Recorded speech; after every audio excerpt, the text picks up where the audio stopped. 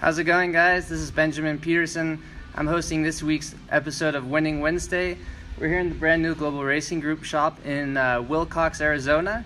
Brand new shop, so we're very happy with that. We just finished testing here. Just finished loading up, or almost done loading up. We still got my car to go, but we'll be off to Mid-Ohio tomorrow. So really looking forward to that. To give you guys a little bit of introduction so far to the season, we've raced at VIR and Road Atlanta. First race, we run it, so right off to a good start, leading the championship. And then the two last races at VIR, we kind of had a couple technical issues, but still managed to finish within the top 5.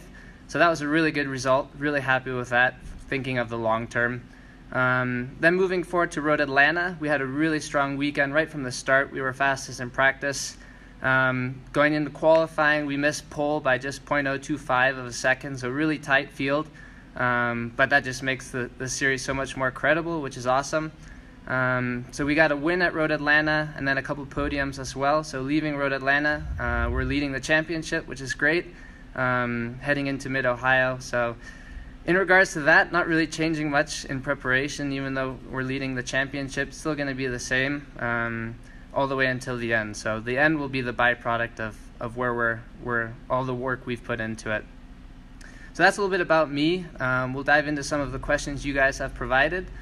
Feel free to leave some questions in the comments below throughout the video. Be more than happy to answer it. So yeah, and then I'll announce a winner for the hat that I received at VIR. So you'll get the exact same hat that I was wearing. So yeah, ask the questions and I'll be more than happy to answer. So first question is from Vic Loves Racing. With last weekend's running of 24 hours of Le Mans, is it your goal to race in that race, or would you prefer to stay in open wheel? That's a great question. I think it's a good example of Alonso here this past race. For sure, I would want to consider that. Obviously, right now I'm focused on open wheel, but if that opportunity ever should come, I would definitely want to do that because it's such a unique race. So many different racers from different backgrounds race that. So I think it'd be great to add that to the resume for sure. And then we got from Ryan on Facebook, looking back at your rookie season and looking at how well things are going this season, what would be one thing you would tell yourself to speed up the learning curve in your rookie F4 season? Usually most people in F4, the first time they come into this series is straight out of go-karting. So the biggest thing you kind of have to adapt to is kind of transitioning what it feels like to drive a go-kart to a real car, how to provide feedback to the engineers on what the car is doing, because obviously a real car behaves different than a go-kart. So I think that's kind of the biggest thing, understanding how to kind of transition from a karting mentality and then kind of getting into cars, understanding what each adjustment kind of feels like in a car compared to a go-kart. And then just be patient, I would say. It takes some time to get used to jumping into formula cars. It's pretty different from driving a regular street car. So that's kind of my biggest piece of advice. Then we got a next question from Volfan on Snapchat. What parts of F4 US have you enjoyed? That's a good question. Pretty much everything. It's everything from the competition. The competition's really good, really tight. In qualifying, usually top 10, top 15 is usually within a second and a half. So really good competition. I think the series is run really well by SCCA Pro and Honda, of course. Just the whole FIA aspect as well. It's the only series in the US that has that, which is great for kind of that global approach to it, so that you can kind of build super license points for kind of the higher steps of FIA sanctioned bodies. And then we'll do a couple live questions. So from Bryson, how do you mentally prepare for each race and how has it changed since the first race weekend? So personally, I do a lot of notes before every race and a lot of simulator. So weeks before I'll be on the simulator in a pretty similar car to what I'm driving in. And then notes-wise, I'll do kind of everything from kind of just pre-event notes, kind of brake references, where to turn in, stuff like that. Everything to restart strategies. So that way, when you get to the weekend, there's nothing new that's going to be exposed to you. It's everything you kind of thought through it, and then that should kind of be a byproduct of all the hard work that you've put in throughout the pre-event. Let's see what else we have here. What do you envision as your next step? So I'll be jumping into the F3 Americas series this year.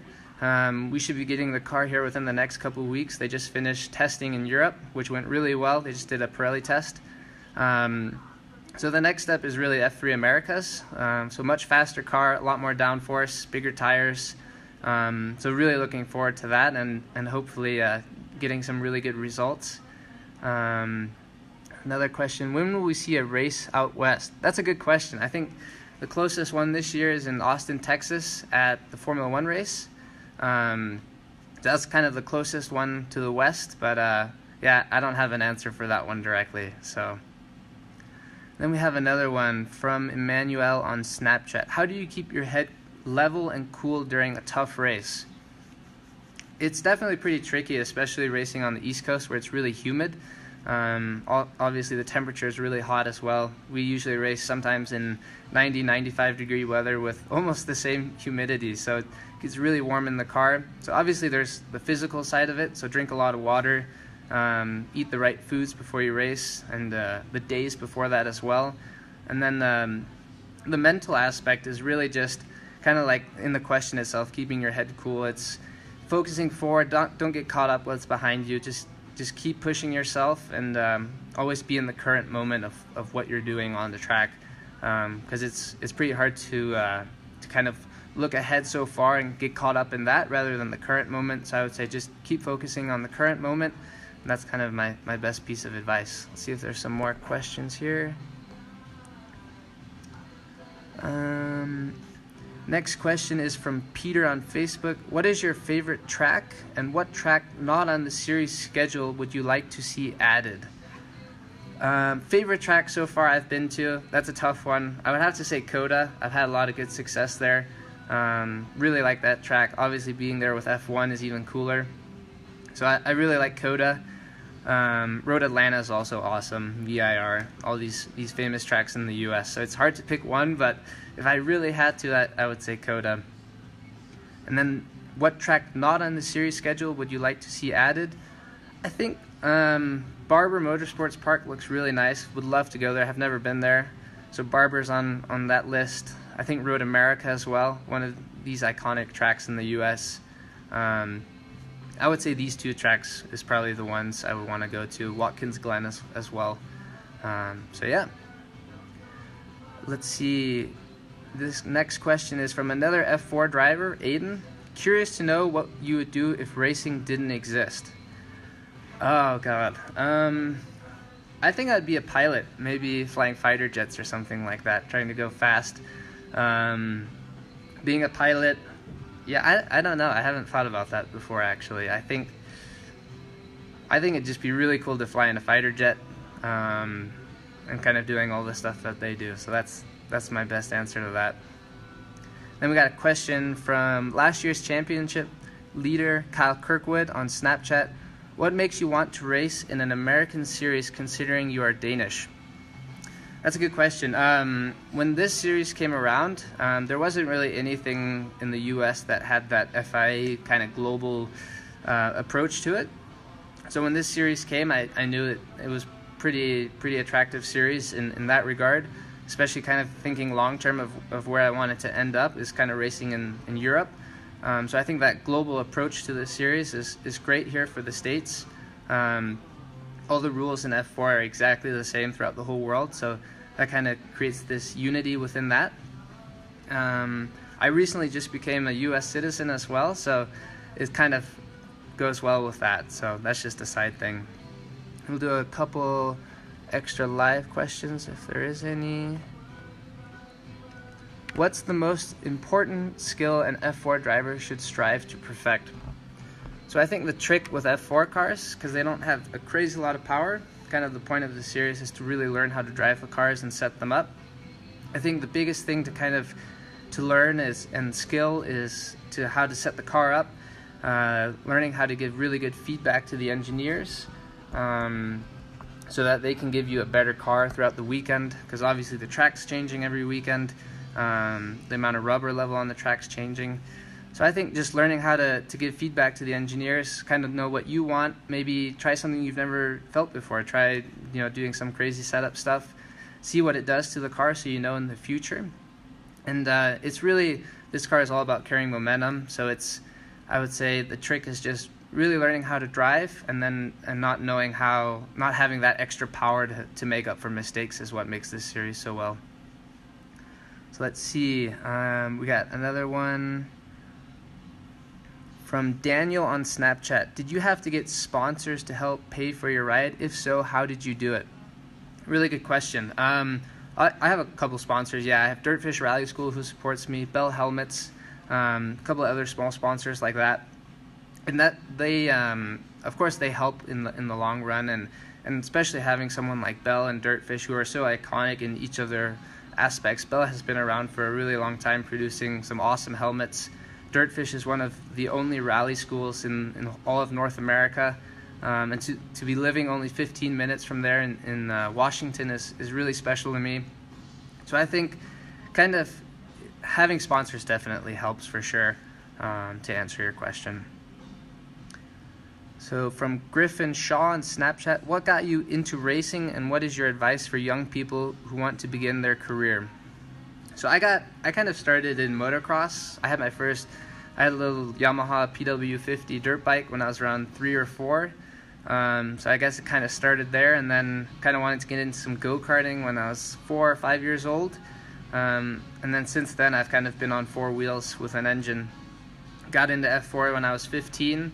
Now this year I'm stepping up to F3 as well, so that's really exciting. But I think just kind of get as much experience as you can in go-karts before F4, because that really helps with kind of that transition in the cars. Let's see. If you could choose, which current F1 driver would be your ideal teammate? From Andy Lee. Andy Lee's one of my coaches on the team, so that's pretty funny. That's a good question. There's a lot of good ones. I think someone that would be, I don't know. Maybe Vettel's a good one. He's a great driver. Kimi would be cool. He's pretty chill as a teammate, I would guess. Roman Grosjean seems like a great guy. Obviously, I know him because he's my mentor, so he'd be great. I think any of them, to be honest, at this point, to just data reference everything like that. So it's hard to go wrong at this point if that opportunity should exist. We got another question from Dickerson Racing on Snapchat. This is pretty funny because Dickerson is one of my competitors in F4, Dakota Dickerson. He's actually sitting second in points, so it's pretty tight up in the top of the field. He asks, who is your fiercest competitor? Answer wisely. That's a good question. I mean, I have to... There's a lot of good competitors in F4, so I don't know which one is the fiercest, but maybe there will be an answer for that towards later in the season. I don't know. Right now everyone's driving really fairly, which is great for the series, and kind of in that regard it's really giving a lot of credibility to every driver. It's just really good racing in general. We have almost 35 cars in every race. So yeah, I see Dakota just left a ... comment there.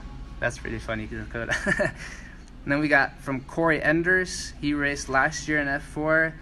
How much wood would a woodchuck chuck if a woodchuck could chuck wood? I can barely even say that. That's pretty good. I actually looked this up before, and it seems like 700 pounds, but I don't know if that's a reasonable answer in that regard.